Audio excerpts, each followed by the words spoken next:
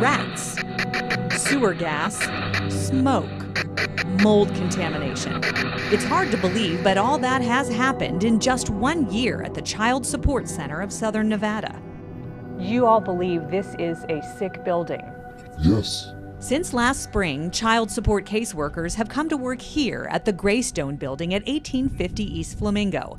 The county spends more than $1.6 million of your tax dollars to lease it each year. Employees who asked not to be identified for fear of losing their jobs say it's been one hazard after another. We've been very ill. A lot of people have been nauseous and dizzy, eyes burning, eyes red. They've also we've had people faint. A lot of people have been missing work because of this. Several employees have developed skin rashes. Others report severe headaches and breathing problems. Workers' compensation attorney Billy Marie Morrison. I presently represent 8 women that work for the Child Support Division. Most of them were tested for mold. They all tested positive, and they're sick.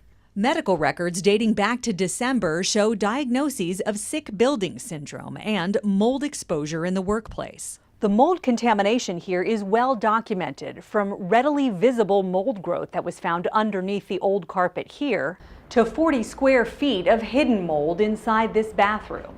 Mold removal, called remediation, was done in October and December, but more mold, some in major concentrations, showed up in February, so more work was done through the spring. Employees feel like guinea pigs. No one feels well when they're there. Everyone is concerned about their long-term health. Those with doctor's notes were relocated for several months to this training room in the building next door where child support administrators work. On May 17th, the day after they moved back, are you guys being allowed in the building?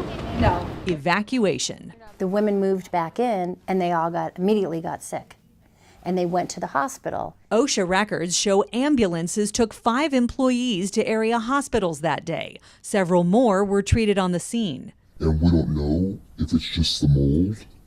They're telling us that it's gone, but there's something in that building. Hospital records document acute allergic reactions. Contact 13 took employees' concerns to the county. They don't believe enough is being done to protect their health so they can do their job.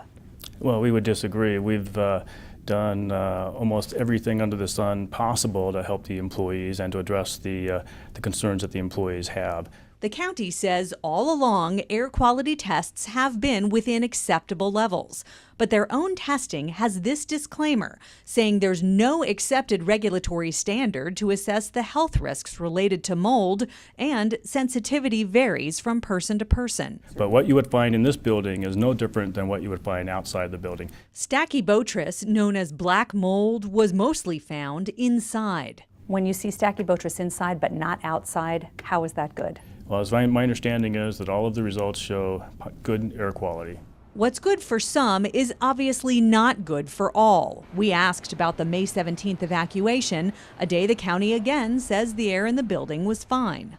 What are people suffering from then? Their hospital records show acute allergic reaction to a toxic substance. Well, that's not what our air quality tests show.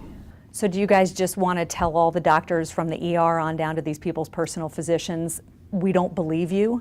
Well, we believe in our experts. We pointed out that their expert is not a doctor, and that back in February, this internal email tells employees, in the event a doctor's note confirms that they need to be moved, we have and will continue to accommodate the best we can.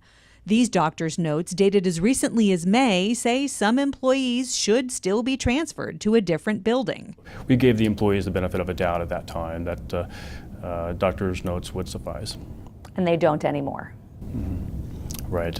You know, when you have doctor's notes saying this is from, toxic exposure, this is from a sick building, they're ignoring all that and they're trying to make these claims go away. In less than a year, the county has spent more than $105,000 tax dollars dealing with air quality issues in a building they don't even own. And they've committed $4.8 million more in tenant improvements over the 10-year lease. Rat infestation, sewer gas leak, evacuations, mold contamination. Why should the taxpayers keep paying for this building? Why don't you break your lease and say, you know what, we're going to go somewhere else? Well, we are in discussions to make sure that any costs that are incurred are covered.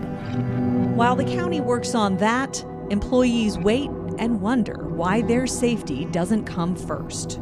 They need to move us somewhere else where we could be safe and healthy and do our jobs. That's all we want to do is our jobs. The county says there are still problems here, and the mold might not be a thing of the past because they're still trying to figure out how moisture is getting into the building. They're discussing withholding rent because of the ongoing issues, and our investigation doesn't stop here. We plan on following up with county commissioners on all of this. Darcy Spears, Channel 13, Action News.